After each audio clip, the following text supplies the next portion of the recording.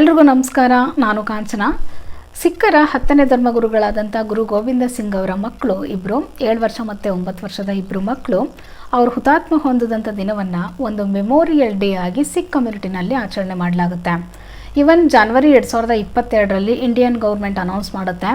ಇವರು ಹುತಾತ್ಮರಾದಂಥ ದಿನವನ್ನು ವೀರಬಾಲ ದಿವಸವಾಗಿ ಧೈರ್ಯದ ಸಂಕೇತವಾಗಿ ಆಚರಣೆ ಮಾಡಬೇಕು ಅಂತ ಅನೌನ್ಸ್ ಮಾಡುತ್ತೆ. ಮೊನ್ನೆನೂ ಸಹ ಡಿಸೆಂಬರ್ 26ನೇ ತಾರೀಕು ನಮ್ಮ PM ಕೂಡ ಇದ್ರ ಬಗ್ಗೆ ಮಾತನಾಡಿದ್ದಾರೆ.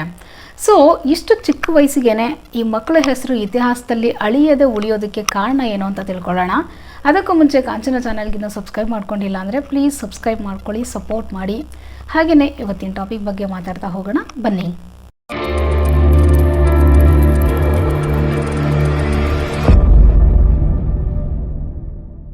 17ನೇ ಶತಮಾನದಲ್ಲಿ ಪಂಜಾಬಿನ ಆನಂದಪುರ ಸಾಹಿಬ್ ಅನ್ನುವಂಥ ಒಂದು ಸ್ಥಳದಲ್ಲಿ ಗುರು ಗೋವಿಂದ್ ಸಿಂಗ್ ಅವರು ಒಂದು ಕಲ್ಸಾ ಅನ್ನುವಂಥ ಒಂದು ಸೈನ್ಯವನ್ನು ಸ್ಥಾಪಿಸ್ತಾರೆ.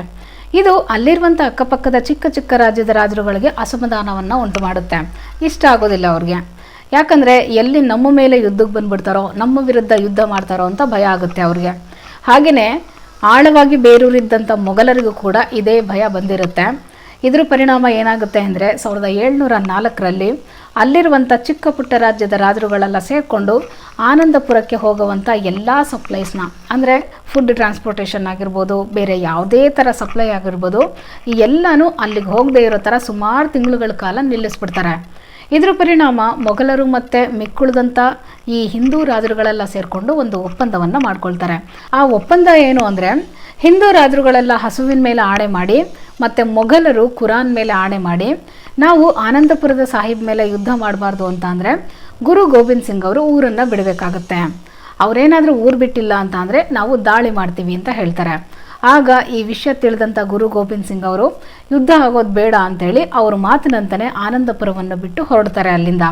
ನಂತರ ಇವರು ಹೊರಟು ಸುಮಾರು 25 ಕಿಲೋಮೀಟರ್ ಹತ್ತಿರದಲ್ಲಿ ಸಿರ್ಸಾ ಅನ್ನುವಂಥ ಒಂದು ನದಿ ತುಂಬಿ ಹರಿತಾ ಇರುತ್ತೆ. ಆ ಪ್ಲೇಸ್ನಲ್ಲಿ ಬಂದು ಸೇರಿರ್ತಾರೆ ಇವರು.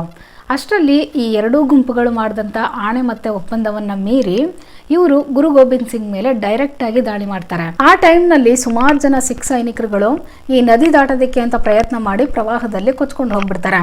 ಈ ಗುರು ಗೋವಿಂದ್ ಸಿಂಗ್ ಅವರಿಗೆ ಒಟ್ಟು 4 ಜನ ಮಕ್ಕಳಿರ್ತಾರೆ. ಅವ್ರು ದಾಳಿ ಮಾಡಿದ್ರಿಂದ ಇವ್ರ ಕುಟುಂಬದಲ್ಲಿ ಎಲ್ಲರೂ ದಿಕ್ಕಾಪಾಲಾಗಿ ಓಡೋಗ್ಬಿಟ್ಟಿರ್ತಾರೆ. ನಂತರ ಅದೇ ಒಂದು ವಾರದ ಒಳಗಡೆ ಈ ಗುರು ಗೋವಿಂದ್ ಸಿಂಗ್ ಮತ್ತು ಅವರ ಅನುಯಾಯಿಗಳು ಹಾಗೆಯೇ ಅವರಿಬ್ಬರು ಮಕ್ಕಳನ್ನು ಸೇರಿಸಿ ಎಲ್ಲರೂ ಸೆರೆ ಹಿಡಿದು ಅವರನ್ನು ಸಾಯಿಸ್ಬಿಡ್ತಾರೆ. ನಂತರ ಇವ್ರ ಕುಟುಂಬದಲ್ಲಿ ಇನ್ನು ಮಿಕ್ಕುಳಿದಂಥವ್ರು ಅಂದರೆ ಗುರು ಗೋವಿಂದ್ ಸಿಂಗ್ ಅವರ ತಾಯಿ ಮತ್ತು ಅವರಿಬ್ಬರು ಮಕ್ಕಳು.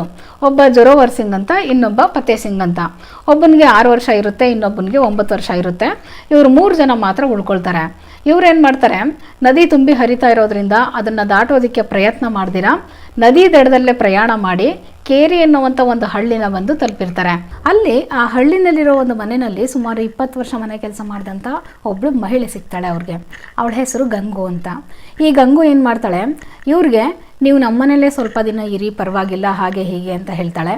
ಆಗ ಇವರು ಅದನ್ನು ನಂಬಿಕೊಂಡು ಇವರೆಲ್ಲರೂ ಅಂದರೆ ಇವ್ರು 3 ಜನ ಅವಜ್ಜಿ ಮೊಮ್ಮಕ್ಕಳ ಜೊತೆಗೆ ಅವಳ ಮನೆಯಲ್ಲೇ ಇರೋದಕ್ಕೆ ಅಂತೇಳಿ ಹೊರಡ್ತಾರೆ. ಮತ್ತು ಇವರು ಆ ಊರನ್ನು ಬಿಡಬೇಕಾದ್ರೇ ಬೇರೆ ಕಡೆ ಇರೋದಕ್ಕೆ ಅಂಥೇಳಿ ಸ್ವಲ್ಪ ಗೋಲ್ಡ್ ಕಾಯಿನ್ಸು, ಆಭರಣಗಳು ಎಲ್ಲನೂ ಜೊತೆನಲ್ಲೇ ತಂದಿರ್ತಾರೆ. ಅದರಲ್ಲಿ ಸ್ವಲ್ಪ ಭಾಗ ಈ ಗೋಲ್ಡ್ ಕಾಯಿನ್ಸು ಈ ಅಜ್ಜಿ ಕೈನಲ್ಲೂ ಸಹ ಇರುತ್ತೆ.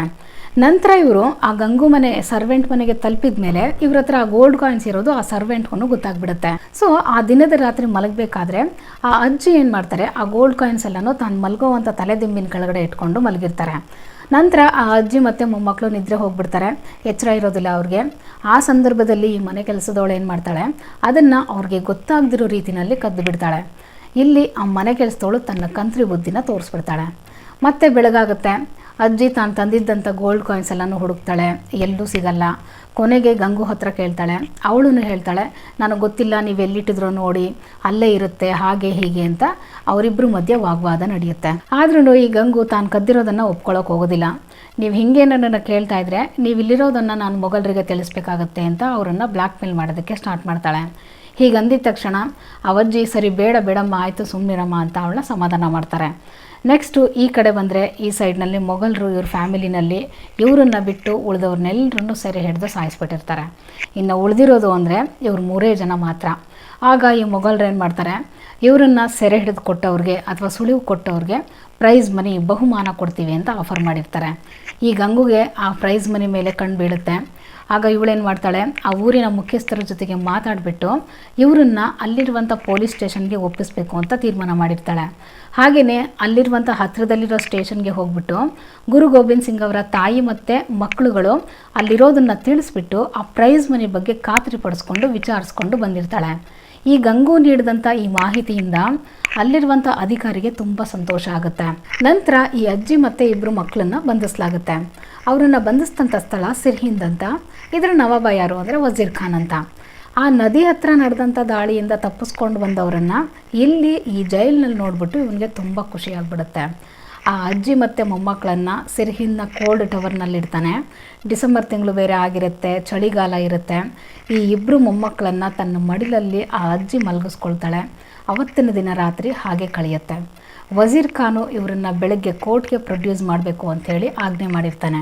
ಇದಕ್ಕೆಲ್ಲ ರೆಡಿ ಆಗ್ತಿದ್ದಂಗೆ ಅಜ್ಜಿ ಮರುದಿನ ಬೆಳಿಗ್ಗೆ ಬೇಗನೆ ಎದ್ದು ಸಿರ್ಹಿಂದ್ನ ನಿರಂಕುಶ ಆಡಳಿತಗಾರ ವಜೀರ್ ಖಾನ್ನ ಕೋರ್ಟ್ನಲ್ಲಿ ಅಲ್ಲಿ ನಡೆಯುವಂಥ ಪರೀಕ್ಷೆಗೆ ಈ ಇಬ್ಬರು ಮೊಮ್ಮಕ್ಕಳನ್ನು ಸಿದ್ಧಪಡಿಸ್ತಾಳೆ. ಇವರಿಬ್ರಿಗೂ ಏನು ಹೇಳ್ತಾಳೆ ಅಂದರೆ, ಇವರಿಬ್ಬರನ್ನು ತನ್ನ ಹತ್ರಕ್ಕೆ ಕರೆದುಬಿಟ್ಟು ಮೊಮ್ಮಕ್ಕಳನ್ನು ಅಲ್ಲಿ ನಡೆಯುವಂಥ ವಿಷಯದ ಬಗ್ಗೆ ತಿಳಿಸ್ತಾಳೆ ಅವ್ರಿಗೆ. ಅಲ್ಲಿ ನಿಮ್ಮ ಧರ್ಮವನ್ನು ಬಿಟ್ಟು ಇಸ್ಲಾಂ ಧರ್ಮಕ್ಕೆ ಬದಲಾಗುವಂತ ಹೇಳ್ತಾರೆ. ನಿಮ್ಮನ್ನ ಬದಲಾದರೆ ನಿಮಗೆ ಬೇಕಾದ ರೀತಿಯಲ್ಲಿ ನೀವು ಜೀವನ ನಡೆಸ್ಬೋದು ಅಂತ ನಿಮ್ಮ ಮನಸ್ಸನ್ನು ಬದಲಾಯಿಸೋದಕ್ಕೆ ಪ್ರಯತ್ನ ಮಾಡ್ತಾರೆ. ಆದರೆ ಯಾವುದೇ ಕಾರಣಕ್ಕೂ ನೀವು ಅದನ್ನು ಒಪ್ಕೊಳ್ಳೋದಕ್ಕೆ ಹೋಗಬಾರ್ದು. ನಿಮ್ಮ ತಂದೆ ರೀತಿಯಲ್ಲಿ ಧೈರ್ಯವಾಗಿ ನೀವು ಅವರನ್ನು ಎದುರಿಸ್ಬೇಕು ಅಂತ ಆ ಮಕ್ಕಳಿಗೆ ಆ ಅಜ್ಜಿ ಹೇಳ್ಕೊಡ್ತಾಳೆ. ಅದೇ ಸಮಯಕ್ಕೆ ಸರಿಯಾಗಿ ಅಲ್ಲಿರುವಂಥ ಇಬ್ಬರು ಸೈನಿಕರು ಬಂದು ಈ ಇಬ್ಬರು ಮಕ್ಕಳನ್ನು ಕರೆದುಕೊಂಡು ಹೋಗ್ತಾರೆ. ಆ ಕೋರ್ಟ್ನಲ್ಲಿ ಸುಮಾರು ಜನ ಅಧಿಕಾರಿಗಳು ಮತ್ತು ಸಲಹೆಗಾರರು, ಸಾರ್ವಜನಿಕರು ಎಲ್ಲರೂ ಸುಮಾರು ಜನ ಕೂತಿರ್ತಾರೆ. ಅಲ್ಲಿ ಈ ಹುಡುಗರುಗಳೇನು ಮಾಡ್ತಾರೆ, ಎಲ್ರಿಗೂ ಆಶ್ಚರ್ಯ ಆಗೋ ರೀತಿಯಲ್ಲಿ ತಮ್ಮ ಧರ್ಮದ ಘೋಷಣೆಗಳನ್ನು ಕೂಗ್ತಾ ಆ ಕೋರ್ಟ್ಗೆ ಎಂಟರ್ ಆಗ್ತಾರೆ. ಆಗ ಅಲ್ಲಿದ್ದಂಥ ಒಬ್ಬ ವ್ಯಕ್ತಿ ಏನು ಮಾಡ್ತಾನೆ, ಈ ಹುಡುಗರುಗಳಿಗೆ ನವಾಬ ವಜೀರ್ ಖಾನ್ಗೆ ಇಸ್ಲಾಂ ಧರ್ಮದ ರೀತಿಯಲ್ಲಿ ತಲೆ ಬಗ್ಗಿಸಿ ನಮಸ್ಕಾರ ಮಾಡೋದಕ್ಕೆ ಅಂತ ಹೇಳ್ತಾನೆ. ಆದರೆ ಅವನು ಹೇಳಿದ್ದಕ್ಕೆ ಆ ಹುಡುಗರುಗಳು ಕೊಟ್ಟಂಥ ಉತ್ತರ ಎಲ್ಲರ ಹುಬ್ಬನ್ನು ಮೇಲೇರಿಸಿರುತ್ತೆ. ಆ ಹುಡುಗರುಗಳು ಏನು ಹೇಳ್ತಾರೆ ಅಂದರೆ, ನಾವು ನಮ್ಮ ಗುರುವಿಗಲ್ಲದಿರ ಬೇರೆ ಯಾರಿಗೂ ನಾವು ತಲೆ ಬಾಗಿಸೋದಿಲ್ಲ ಅಂತ ಉತ್ತರ ಕೊಟ್ಟಿರ್ತಾರೆ. ಇದೆಲ್ಲ ಆದ ನಂತರ ಇವ್ರ ವಿಚಾರಣೆ ಪ್ರಾರಂಭ ಆಗುತ್ತೆ. ಇವ್ರ ಅಜ್ಜಿ ಹೇಗೆ ಹೇಳಿರ್ತಾರೋ ಹಾಗೇ ನಡೀತಾ ಇರುತ್ತೆ. ಅಲ್ಲಿ ಆ ಹುಡುಗರುಗಳಿಗೆ ಆ ಕೋರ್ಟ್ನಲ್ಲಿ ಏನು ಹೇಳ್ತಾರೆ ಅಂದರೆ, ನೀವು ಇಸ್ಲಾಂ ಧರ್ಮಕ್ಕೆ ಕನ್ವರ್ಟ್ ಆಗಿ ನೀವು ರಾಜರ ಥರ ಅರಮನೆಯಲ್ಲಿ ಜೀವನ ನಡೆಸ್ಬೋದು, ನಿಮಗೆ ಸಾವಿರಾರು ಜನ ಕೆಲಸದವ್ರು ಇರ್ತಾರೆ, ಐಷಾರಾಮೆ ಜೀವನ ನಡೆಸ್ಬೋದು. ನೀವು ಇಸ್ಲಾಂ ಧರ್ಮಕ್ಕೆ ಕನ್ವರ್ಟ್ ಆಗಿ, ಹಾಗೆಯೇ ನಾವು ಮುಂದಿನ ದಿವಸದಲ್ಲಿ ಸಿಕ್ಕಿಸಮ್ನ ಬ್ಯಾನ್ ಮಾಡ್ತೀವಿ, ಒಬ್ಬ ಸಿಖ್ನನ್ನು ಕೂಡ ನಾವು ಉಳಿಸೋದಿಲ್ಲ. ನೀವೇನಾದರೂ ಇಸ್ಲಾಂ ಧರ್ಮಕ್ಕೆ ಕನ್ವರ್ಟ್ ಆಗಿಲ್ಲ ಅಂತ ಅಂದರೆ, ಇದಕ್ಕೆ ಒಪ್ಕೊಂಡಿಲ್ಲ ಅಂತ ಅಂದರೆ ನೀವು ಚಿತ್ರಹಿಂಸೆಯಿಂದ ಸಾಯ್ತೀರಾ ಅಂತ ಹೇಳ್ತಾರೆ. ಆಗ ಅದಕ್ಕೆ ಆ ಹುಡುಗರುಗಳು ಹೇಳ್ತಾರೆ, ನಮ್ಮ ಸಿಖ್ ಧರ್ಮ ನಮ್ಮ ಪ್ರಾಣಕ್ಕಿಂತ ಹೆಚ್ಚಾದದ್ದು. ನಮ್ಮ ತಾತ ತೇಜ್ ಬಹದ್ದೂರ್ ಅವರು ಔರಂಗಜೇಬ್ ಅವ್ರ ವಿರುದ್ಧ ಮತ್ತು ನಮ್ಮ ಮುತ್ತಜ್ಜ ಅರ್ಜುನ್ ದೇವ್ ಅವರು ಜಹಾಂಗೀರ್ ವಿರುದ್ಧ ಹೋರಾಡಿ ಪ್ರಾಣ ಬಿಟ್ಟಿದ್ದಾರೆ. ಇನ್ನು ನಾವು ಗುರು ಗೋಬಿಂದ್ ಸಿಂಗ್ ಅವರ ಮಕ್ಕಳುಗಳು, ಅಂಥ ವ್ಯಕ್ತಿಗಳ ಹೆಸರಿಗೆ ಕಳಂಕವನ್ನು ತರೋದಿಲ್ಲ, ಕಳಂಕ ಉಂಟು ಮಾಡೋದಿಲ್ಲ ಅಂತ ಉತ್ತರ ಕೊಡ್ತಾರೆ. ಈ ಉತ್ತರ ಕೇಳಿದ ಮೇಲೆ ಆ ಕೋರ್ಟ್ನಲ್ಲಿದ್ದವ್ರು ಏನು ಹೇಳ್ತಾರೆ ಅಂದರೆ, ಇವರನ್ನು ಹೀಗೆ ಬಿಟ್ಟರೆ ಇವರು ಬೆಳೆದು ದೊಡ್ಡವರಾದ ಮೇಲೆ ನಮ್ಮ ರಾಜ್ಯಕ್ಕೆ ಅಪಾಯ ತಪ್ಪಿದ್ದಲ್ಲ. ಇವ್ರ ತಂದೆ ರೀತಿಯೇ ಸೈನ್ಯವನ್ನು ಕಟ್ಟಿ ನಮ್ಮ ಮೇಲೆ ಯುದ್ಧ ಮಾಡಿದ್ರೂ ಆಶ್ಚರ್ಯ ಏನಿಲ್ಲ. ಅದಕ್ಕೆ ಇವ್ರಿಗೆ ಮರಣದಂಡನೆ ಶಿಕ್ಷೆ ವಿಧಿಸಬೇಕು ಅಂತ ಅಲ್ಲಿರುವಂಥ ಅಧಿಕಾರಿಗಳು ಸೂಚನೆ ಕೊಡ್ತಾರೆ.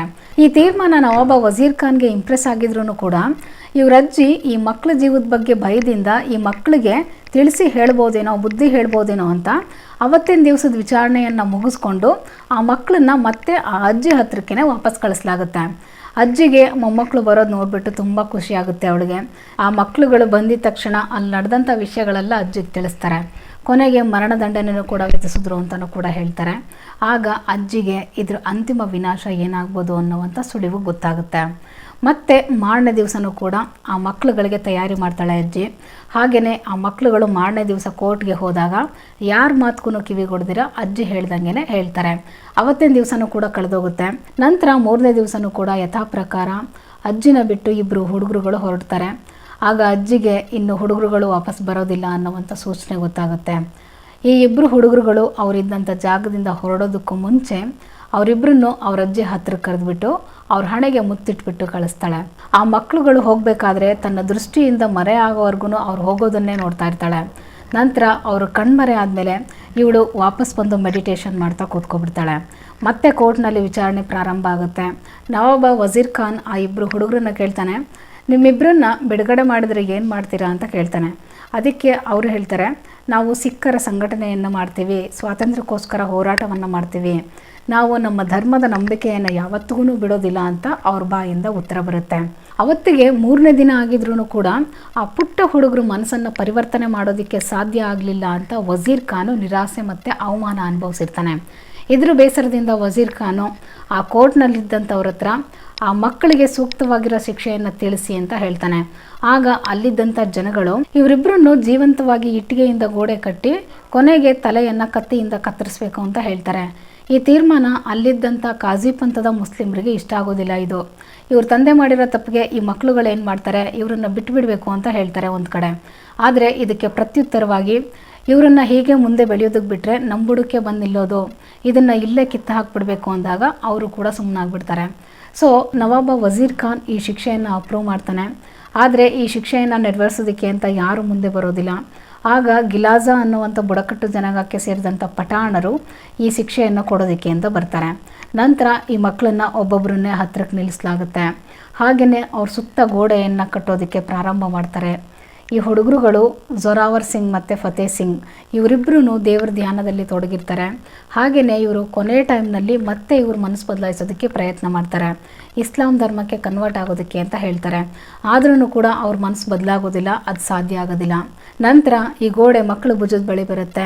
ಆವಾಗ ಅವ್ರ ಶಿಕ್ಷೆ ಕೊನೆ ಹಂತ ತಲುಪಿದಾಗ ಇವರಿಬ್ಬರು ತಲೆಯನ್ನು ಕತ್ತಿಯಿಂದ ಕತ್ತರಿಸಲಾಗುತ್ತೆ. ಹಾಗೆಯೇ ಈ ವಿಷಯನ ಸೈನಿಕರುಗಳು ಅಜ್ಜಿಗೆ ತಿಳಿಸ್ತಾರೆ. ಆಗ ಆ ಅಜ್ಜಿ ಕೋಲ್ಡ್ ಟವರ್ನಲ್ಲೇ ಪ್ರಾಣ ಬಿಟ್ಬಿಡ್ತಾಳೆ. ಈ ರೀತಿಯಾಗಿ ಗುರು ಗೋಬಿಂದ್ ಸಿಂಗ್ ಅವರ 6 ವರ್ಷ ಮತ್ತು 8 ವರ್ಷ ವಯಸ್ಸಿನ ಮಕ್ಕಳಾದಂಥ ಜೋರಾವರ್ ಸಿಂಗ್ ಮತ್ತು ಫತೇ ಸಿಂಗ್ ಇವರಿಬ್ಬರೂ ಅನಾಗರಿಕ ಆಡಳಿತಗಾರರ ಕೈಗೆ ಸಿಕ್ಕಿ ಅತಿ ಚಿಕ್ಕ ವಯಸ್ಸಿನಲ್ಲಿ ಹುತಾತ್ಮರಾಗ್ತಾರೆ. ಅವರಲ್ಲಿದ್ದಂಥ ಧೈರ್ಯಶಾಲಿ ಗುಣಗಳು ಹಲವಾರು ಮಕ್ಕಳಿಗೆ ಸ್ಫೂರ್ತಿಯನ್ನು ನೀಡುತ್ತೆ. ಹಾಗೆಯೇ ಅವರ ಅಜ್ಜಿ ಅಷ್ಟು ಎಳೆಯ ವಯಸ್ಸಿನ ಮಕ್ಕಳುಗಳಿಗೆ ಅವ್ರ ಮನಸ್ಸಿನಲ್ಲಿ ಧರ್ಮತ್ಯಾಗ, ಧೈರ್ಯ ಮತ್ತು ಉತ್ತಮ ಗುಣಗಳನ್ನ ಹೇಗೆ ಅಳವಡಿಸಿರ್ಬೋದು ಅಲ್ವಾ. ತಮಗೆ ಬರುವಂಥ ಪ್ರಾಬ್ಲಮ್ಗಳನ್ನ ಅಥವಾ ಸವಾಲುಗಳನ್ನ ಹೇಗೆ ಎದುರಿಸಬೇಕು, ಇದಕ್ಕೋಸ್ಕರ ಅವ್ರ ಮನಸ್ಸು ಮತ್ತು ದೇಹವನ್ನು ಹೇಗೆ ಸಿದ್ಧಪಡಿಸ್ಬೇಕು ಅನ್ನೋದಕ್ಕೆ ಎಲ್ಲ ಪೇರೆಂಟ್ಸ್ಗಳಿಗೂ ಈ ಅಜ್ಜಿ ಮತ್ತು ಈ ಇಬ್ಬರು ಮೊಮ್ಮಕ್ಕಳುಗಳು ಉದಾಹರಣೆ ಆಗಿದ್ದಾರೆ. ಈ ವಿಡಿಯೋ ಇಷ್ಟ ಆಗಿದ್ರೆ ಲೈಕ್ ಮಾಡಿ, ಶೇರ್ ಮಾಡಿ, ಸಬ್ಸ್ಕ್ರೈಬ್ ಮಾಡಿ. ಮತ್ತೆ ಮುಂದಿನ ವಿಡಿಯೋನಲ್ಲಿ ಸಿಗ್ತೀನಿ. Thank you all. ಬಾಯ್.